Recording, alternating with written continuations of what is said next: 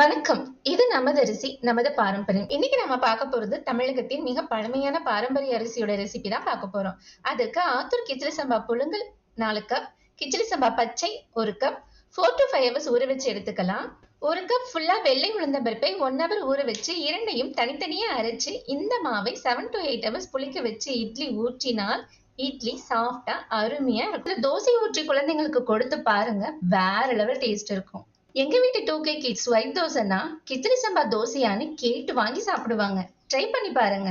அரிசியில calcium, iron, potassium அதிகமா இருக்கிறதால வளரும் குழந்தைகள் முதல் வாக்கிங் போகும் முதியவர் வரை கண்டிப்பாக எடுக்க வேண்டிய அரிசி.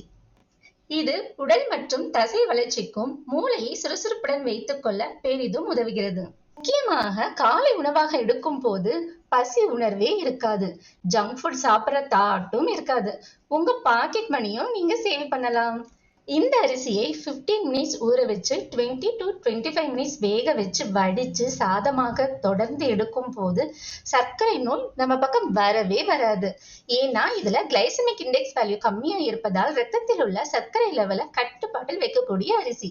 இந்த அரிசியில் ஃபைபர் கண்டென்ட் அதிகமா இருக்கிறதால வெயிட் லாஸ் பண்ண நினைக்கிறவங்க ரெகுலரா எடுக்கலாம் மற்றும் நம்மளோட டைஜஸ்டிவ் சிஸ்டம் ப்ராப்பரா இயங்க செய்யும். ஃபைனலா ஒண்ணு சொல்றேன், நீங்க எடுக்கும் பாரம்பரிய அரிசி வகைகள் முழுமையான மருத்துவ குணம் நிறைந்ததா என்பதை உறுதி செய்து வாங்கி பயன்பெறுங்கள். Thank you all.